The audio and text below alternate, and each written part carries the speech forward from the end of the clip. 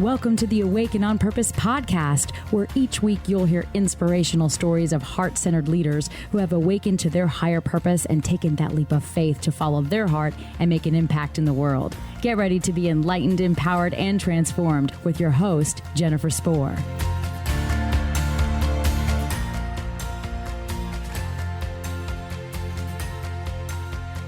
I'm really excited and overjoyed to welcome as a guest to the show today, Hass Sadeghi. He guides leaders, visionaries, and teams through transformation, showing them how to reconnect with their full power and create from a clarified vision.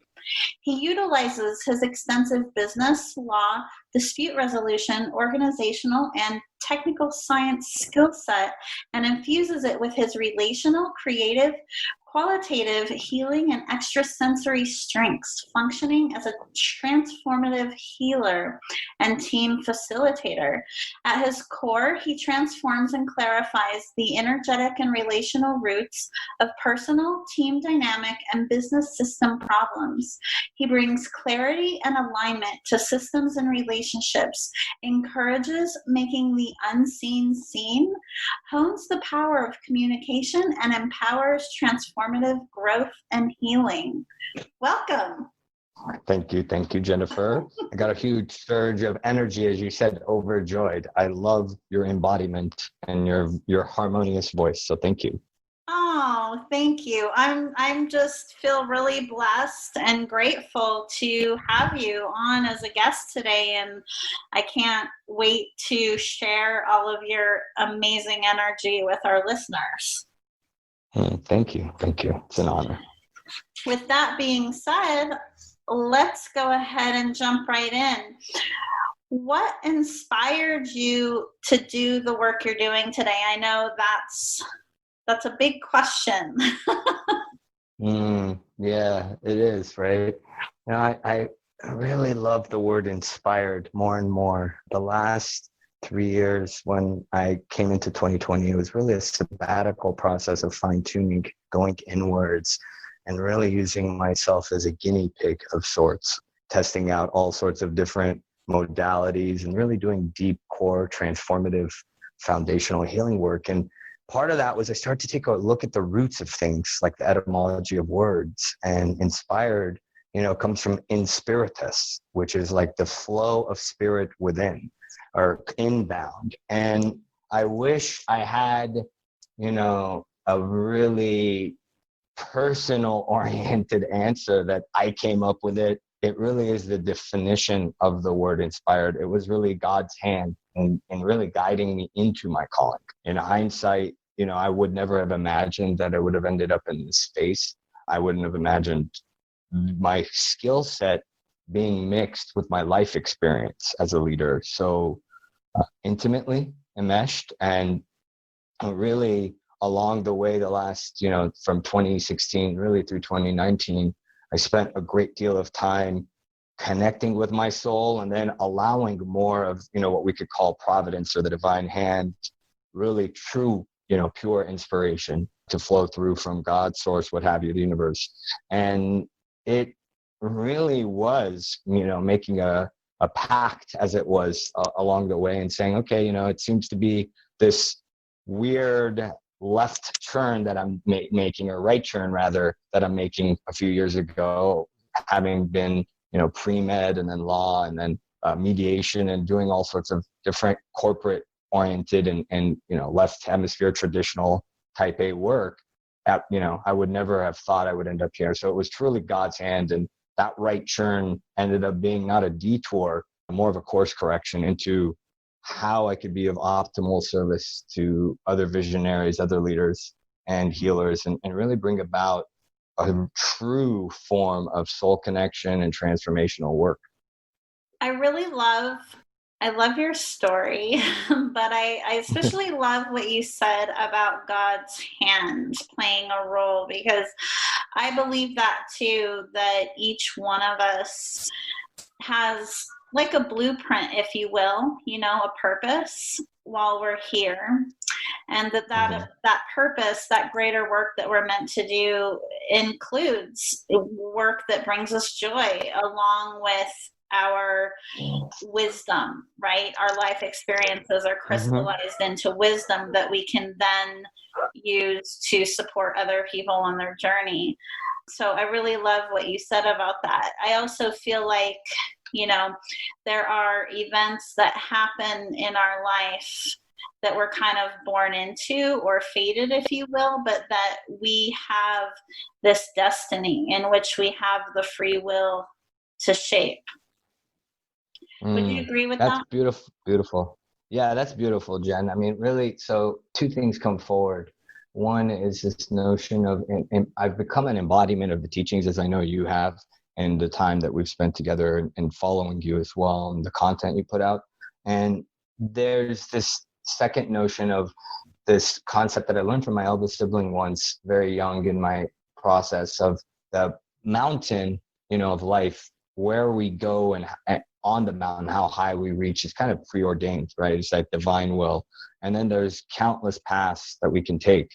So yeah, I would agree with you and say that it's really, for me, been a surrendering and allowing, and then also an embodying, of whatever is flowing through inspired. And my life experience has really allowed me now to show others, like yourself and like many other of the wisdom keepers, where people can go, and that's where, for me, a lot of my guides and teachers that have come my way have helped me as we help others now. It really, the path, my mental scheme was that the mountain and where I'm going is one path. And I think that's also what you said, and I'm glad it resonated with you. It's not up to us in a sense. And so much of that was a letting go and letting God, and I don't want to sound too cliche in that sense. It really was a letting go of my plans and letting go of what I thought, really a deconstruction, a dissolution, in order for the new to be birthed through me. And that's very difficult for many of us to do. I mean, it took me a while, and I was kicking and screaming for a while. And really the course of events probably was more grueling than it had to be. So oftentimes I tell people, learn from this dummy. Remember the crash test dummy commercials that they had in the 80s or 90s? It's kind of like that's kind of what I've been for, for God, is this proverbial crash test dummy of, all sorts of, a barrage of different things that I've experienced, from accidents to health crises to traumatic, tragedies in the family to, career highs, career lows, and all of the above. So. Yes, it's, the challenging times, as well as what we view to be, smoother sailing times. They all provide us with value. They all provide us with learning. I'm also really glad that you brought up, as cliche as it sounds, but so true, letting go and letting God, or surrendering and allowing, because even the most driven people, right, on their path get stuck sometimes because they become attached to an outcome. And it's so important for everyone to understand that by default, each one of us, no matter how focused we are on our growth path, each one of us has limiting beliefs, because we only know what we know. And it's important to let go of that, so that we're not limiting ourselves to what is truly possible. God, source, whatever that is for each person, their higher power, has the big picture, has the blueprint for our life. And I'd also love to just make the point that this is also why it's so important to learn how to recognize our intuition as guidance, our soul's guidance, because our soul has the answers. Our soul has the blueprint, the purpose, the clarity. Our mind is only of this life, but our soul is eternal. So tuning into that is huge. very much. I love, so beautiful. Okay. So, it's funny, right? Because I know you're doing this a lot too. Most of my work is getting the leaders out of their own way, the people I'm working with out of their own Yes. way.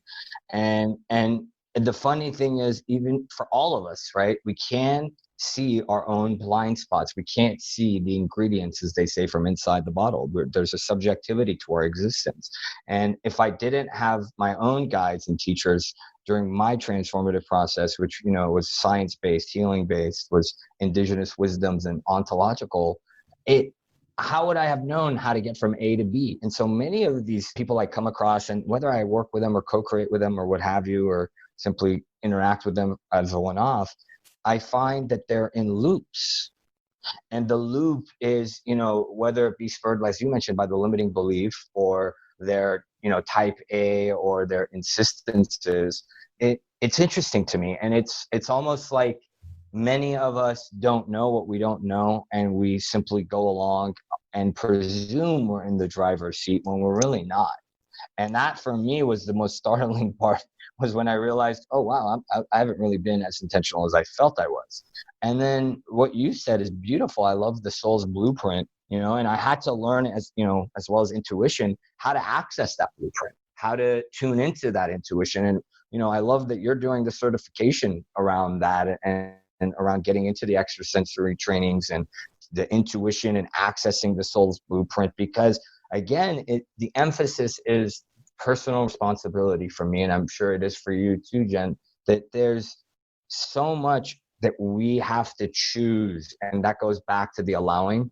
And I think it was like Marianne Williamson, and I'm sure you remember this quote, that when we think that, I think it's two ways I've heard it, right? When we think everything's falling apart, it's really falling into place. And I think Marianne Williamson once said, when the ego wants everything to be in place, then it'll find happiness. And the heart says, find happiness, then everything will fall into place. Yeah. Both of those, I think, emphasize this point that we're talking about, is to allow, to really let the divine revelation, and then to really tune in to that whisper, to that intuition that starts as a whisper. And we have to tune into the interoception and these trainings that are vital now in this era as we move forward into the consciousness evolution of the species, as we all expand our consciousness. So, I can't emphasize enough, and I'm sure you do it in your work, that people have to choose, and along the way, I found myself getting back into resistance and not allowing, or, having old, we'll call them habits or ways of being, creeping back in, and then driving and clutching the steering wheel again, not allowing, the flow to continue to take me. So it is a process, and I've learned to enjoy it, and I've learned to embrace it. It is a process, and it's an everyday process, right? We are eternal students. The learning is never done. There is just another level, and it can be enjoyable or it can be difficult. It really is up to us, as we are empowered with free will to choose how we want to see things. Correct. Yeah, very much so. Yeah, free will is a beautiful thing. It's our friend and our enemy at the same time, because at any moment, as you know, we're emitting choices, whether subconscious, super conscious, or conscious. There's frequencies being emitted. There's choices being made. There's free will being exercised, and that butterfly effect has ripples all throughout our environment, within us, around us, and that then the universe then responds based on the various universal principles, and now the scientific evidence backs it up. Everything is vibrational, and the law of attraction has science now, more or less, because of the entanglement theory and things like that. So free will is absolutely more, it's deeper. Absolutely. It's universal law. Whether you look at it from a scientific perspective or a spiritual one, the frequency that we emit creates our reality. And that's not only on an individual level, but that's with the collective, as we're very much seeing that in what's going on in the world right now. Oh yeah. The morphogenic field, or the collective field, is really right now. And that's, I was talking to a dear soul colleague, and very much on our level in terms of, on a mission to help enlighten, awaken, and allow others to also find their own inner path, or what I call the inner guru. And we were really talking about, and he was bringing up this charge that he had. And it was, so-and-so is coming to visit, and, so-and-so is so this. And I said, okay, theoretically now at this point, you know that we're all entangled and we're all one. And that's no longer this woo concept. It's scientific fact. And so where have you disowned, or where have you not exercised your free will to see where you may be inhibited or really holding or disowning those traits? And I said, and it doesn't matter if you actually have them or not. Part of it, and it seems a little transpersonal and maybe advanced for some of the audience, I sense most people will get this, is once we own that energy, we're doing a service for the collective energy, because we're in a way emitting then that medicine, as it was, outbound. Right. So it very much Mahatma Gandhi had a very, profound quote. And I know you, Jen, really embody this. And I'm happy to see more and more of the tribe coming together around this, of being the change, being the vibration, being the feeling, being the intention. Yes, absolutely. Every experience in our lives shapes who we are, serves a higher purpose. What experience in your life do you feel has been most significant in shaping who you've become today? It's hands down probably the most tragic thing, most emotionally shocking experience of my life was my brother's tragic burnout, which then kind of led me to discovering that I had really crossed the precipice of burnout myself, which also had its own near death, I guess you could say, health crises that I faced. And, my brother was a very well-known cardiologist and started a very lucrative practice. And like most, the theme of the work, that we do, and you mentioned it, is high performance behavior that many of us, especially in Western cultures, the entrepreneur hustle, as I called it.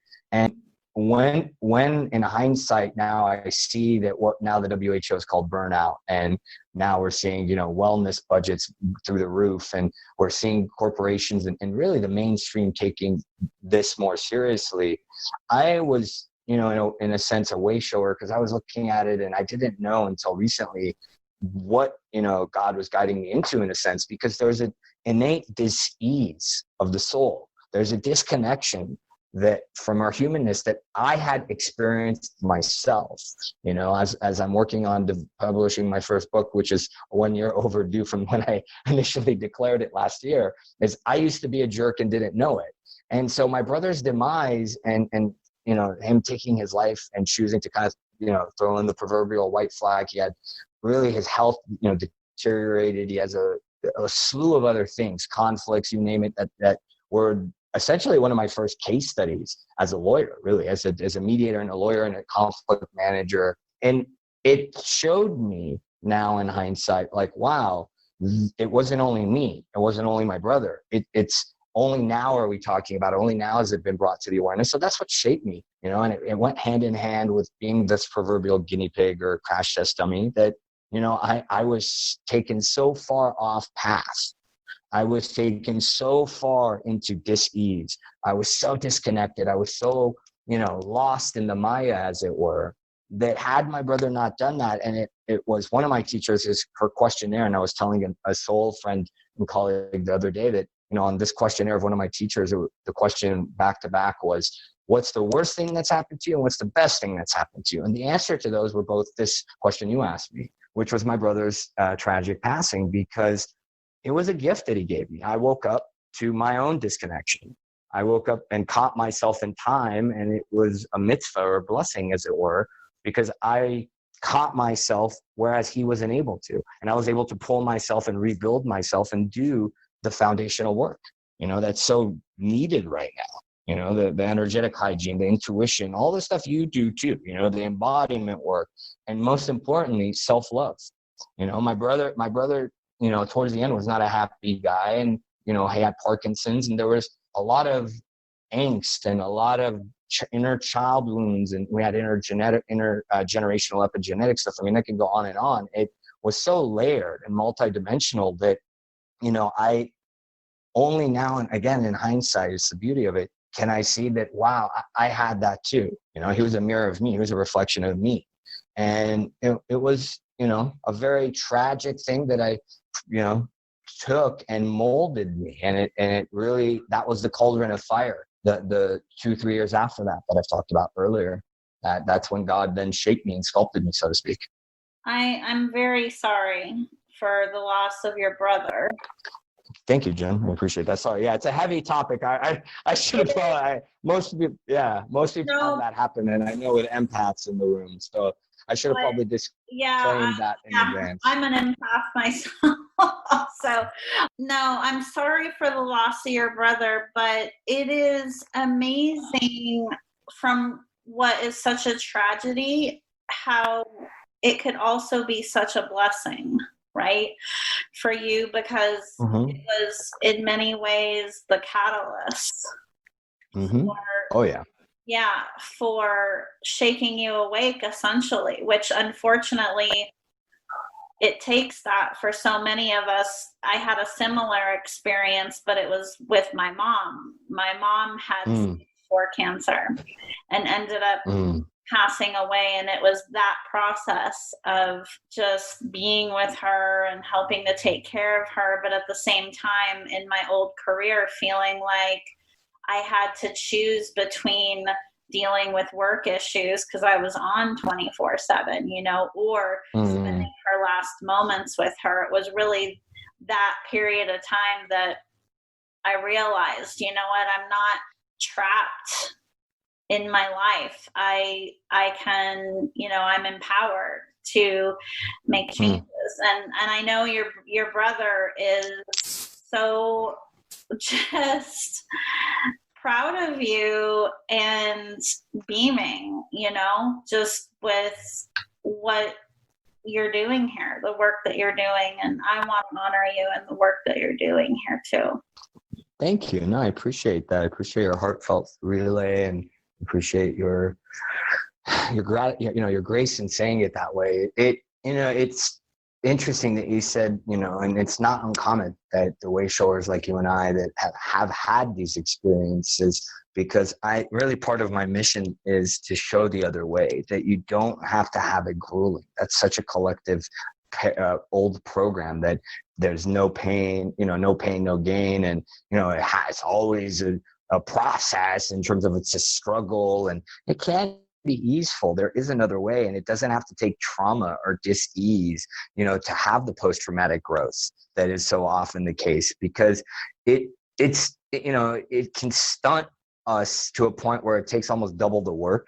And that's why I feel like rather than wait wait for that axe to fall and have that trauma or that accident or, that getting the fired or what have you, or the divorce, it's like you said, the key word, empowered, to bring in the power, to reclaim our power, that divine free will, and that personal responsibility. That's what exercises it, that intention to say, enough is enough, and I'm not going to play victim. I'm not going to, feed into my old, stories, and I'm not going to, like you said it very astutely, allow myself to fool myself to thinking this is, that I'm trapped, because it is truly all a game. That's my philosophy, and it's all a choice. We've chosen this. Even the person who chooses to be bombed or, chooses to get shot, God forbid, or, somebody that chooses to sacrifice themselves, in a sense, it's all a choice. And so that empowerment is key. It absolutely is. We are empowered. We often underestimate how empowered we are. And this topic, this is the reason, this is what inspired me to do this work, because when I was going through that transition, I realized what you were saying, just that, we don't have to be stuck, and there is another way. It's never too late to make a change. We just have to make the decision and set the intention to do it. And it's my hope that whoever's listening to this, realizes that if they're feeling called to make a change, they don't have to wait until something bad happens to do it. They need to listen to that guidance and take actions now. And I want to just also touch on something that comes up often with many people I speak to, is that they think that change has to be like this 0 to 60 thing, right? Like that everything has to happen overnight, so they get overwhelmed and then they're paralyzed in inaction, but that's not how life works. Like just as much as finding our purpose, just as important is living on purpose, and living on purpose and moving toward the greater work that we're meant to do is a culmination of a lot of little actions every day, right? That add up to the results. So just take little baby steps forward. That's all that matters, is that you're moving forward. Yeah, let me add two things. One, and I hate to be the guy that disagrees with you a little bit. I wouldn't say decide. I would say choice. And again, back to that legal technocrat etymology side of me. It's words matter, as you know, and decide means to kill off choices. Homicide, the killing of a person. Side, that root means to kill off. The choice to kill. So I want to invite everybody to choose. You don't have to kill off. You don't have to. The only rule is the rule you make, right? There's literally the only thing that limits your possibilities is you. So you could have your proverbial cake and eat it too, if it's in the highest good of all concerned, of course, right? It has to fit into that big puzzle, right? And that second piece was a very funny thing that always stuck with me when I was a kid, and I think it was in grammar school, or maybe my mom taught me this. There's a Persian I guess you could say proverb, and in translated into English, it means drop by drop an ocean is formed. So bit by bit, as you again very wisely pointed out, Jen, it's this notion of that is how we should approach it. Or I hate to shit all over the place. It's this notion of consider that you don't have to do the whole enchilada all at once. In fact, the work that I do, and I'm sure it's similar for your work, it's impossible. The human vessel can't take the kind of work that I do, because I have to oftentimes, even for advanced practitioners or really advanced healing practitioners that are masterful and want to up-level it, there's a foundation and there's a capacity with our human vessels. So it's almost like the opposite advice like you're giving is what I lean towards, that what most people say, go for it, do it all, it's actually maybe counterintuitive, especially when you're doing deep work, especially if you're new to it. And that goes to another point of, for me, being gentle really on oneself. And that I had to learn and embrace my humanness and my human capacities, so to speak. Yes. What advice do you have for others who are at that point in their life right now, or at that crossroads where they're feeling called to do more? What advice could you give them to be able to take a step forward today? Beautiful. And what a poignant time, right, to ask that prompt. Yeah. Everybody is saying, what's next? Yes. And really, I would say for me, it boiled down to, I guess you could say, this flow of center and stillness. Stillness is a powerful thing. If you're kicking up dust all around you, it won't work, right? So center in the stillness, let the outside noise settle. Really get into the quiet of the soul and tune into the heart. That's, very much in terms of that higher intelligence, that intuition. And it starts as a whisper, as I said. It's listening for that faint soul's whisper. Because that is, for me, what in hindsight, if I were to reverse engineer it, that's what happened, right? That's the process, or the mechanism, as it were. And then it allows us to feel our way forward. So none of us know, quote unquote, right, lowercase k, know what our next steps are. So we have to really get still, really tune in, and then feel our way forward. And it really, for me, and it's a very big word for me now, because the last year, especially in stepping into this craft and teaching and being, in really fulfilling my mission, is faith, and having faith in each step. Or as what I call it, is an inner standing, really being firm within with your faith and confidence that then you can take these steps by step, and the path will unfold if you have the faith. It's that Indiana Jones, I think it was the Lost Crusades, where they have to do the last trap, so to speak, and they have to walk over this almost invisible bridge. That's a trick, right? And that's a test of faith before do they get, to the proverbial holy chalice or divine holy grail. And so it's if you tune in, your heart, your intuition, that soul's guidance, that soul's whisper will get louder and louder. And then that's when the miracles, as I call it, happen, or the divine revelation, the path will unfold.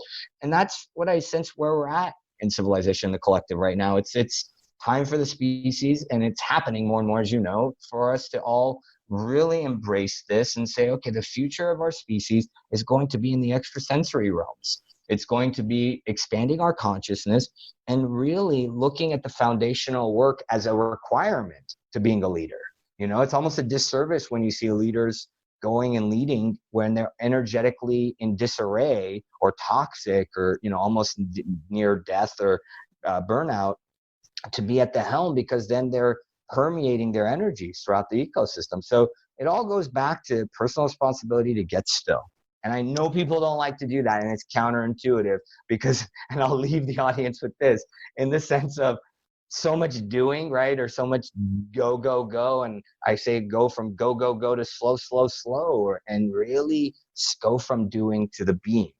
And there's this last scientific piece of the energetic causation. In the energetic traditions, and this, Jen, in the laws of attraction in different schools, what have you, in the science of it, there's the primal cause, which is the energetic realm. By getting still and tapping into the heart, intuition, soul's whisper, we're actually going to the root of our existence. We're going to the primal cause, that energetic realm. Everything else trickles down from there. So people can, as I say, push a rock up a hill in the human form and do physical doing and action orientation outside of themselves, or they can slow down, tune in, and go to the source, right? And then the faith of these steps unfold. Absolutely. Positively 100% truth. I mentioned earlier in our conversation, right, that our soul is eternal. Yeah. Oh, yeah. Amen. The mind only knows what it knows. We have all the answers by tapping into that guidance. And a quote, based upon what you were saying, a quote from Albert Einstein comes to mind, which is that, we, in order to get results, like, we have to have a different level of consciousness. I'm not saying his exact words, but it's like that, right? You can't have the same approach or the same level of consciousness that you have now to solve a problem. Where we're at right now is the result of our mindset. Our conditioning, and in order to live more evolved and sustainably, we have to rise beyond that, and we have to let go of what is no longer in alignment. Amen. Yeah, it's the same. It's the consciousness piece was perfect, right? What got us here won't get us forward. It's the notion of taking the consciousness and expanding it and really accessing the other higher energy centers and the other aspects of our consciousness and our beingness that many of us have neglected. And that's what is being cried out for right now, whether it be nature and Mother Earth, the Gaia, the planet, whatever you want to call it. And that seeking harmony as the macro, or each individual right now, whether they be in America and we don't know what's going to happen, and we have all this unemployment, etc., and or overseas now, and we have also third world countries that are now suffering even more, right, as a result of this. So there's pressure, it's real. There's stress, it's real. There's hardship, it's real. And the energies have gotten very intense, and it's game time now, folks. And that's really the name of the game here, is that do something new, approach it from a different perspective. Right. We're at the point that we have to, and I want to. How can someone find you if they want to connect with you and learn more about what you're up to? Yeah, so they can close their eyes and they can say Nanu Nanu or click their ruby slippers, and I will appear. The great Wizard of Hass will I love appear. the ruby slippers. I wanted to cover all my bases, all the Mark and Mindy fans, as well as the Wizard of Oz fans, in case, if we missed anybody in the audience. I know the millennials, which I am one, are going to be like, huh? What is this old timer talking about? So really LinkedIn right now, which is how our realms and paths have converged. RelationalAlchemist, one word.com. And I'm in the process of kind of pivoting and rebranding and launching more fully my healing website. And so that'll change. And then, email me. So for me, LinkedIn, if they want to stay abreast, and I have all my resources like you do, and you can find me there, check out the website and email me directly. I'm very informal. I'm here to be of service like you are, and many of our other members of the tribe are. And if I can be of any support, reach out, find me, take a look at my content. I'm putting out tons of pragmatic, science-based resources now to get the secret sauce out there, because for me, the IP doesn't matter anymore. It's like, it's God's IP, and I'm open source, so to speak. So get in touch, and let's all continue to rise together. That's the name of the game. It's time to rise, people. Yeah. Everybody. Thank you so much for coming on as a guest. I loved our conversation, and thank you for providing so much enlightenment and insight to our listeners. I really appreciate it. I appreciate you, Jen, and thank you very much for the resonance and invitation, and for your lovingness and your beingness, and for also being a wayshorer and a leader, and really embodying what it means to be a healer and a teacher and a wayshorer. I honor you. Oh, thank you. Bye. Bye-bye. Thank you for listening to the Awake and On Purpose podcast. Please visit us and subscribe to the podcast at awakeandonpurpose.com so you never miss an episode. To learn more about how you can connect with your higher purpose and take that leap of faith to make your impact in the world, visit us at jenniferspor.com. And while you're there, be sure to join our email list for exclusive offers and a weekly dose of inspiration.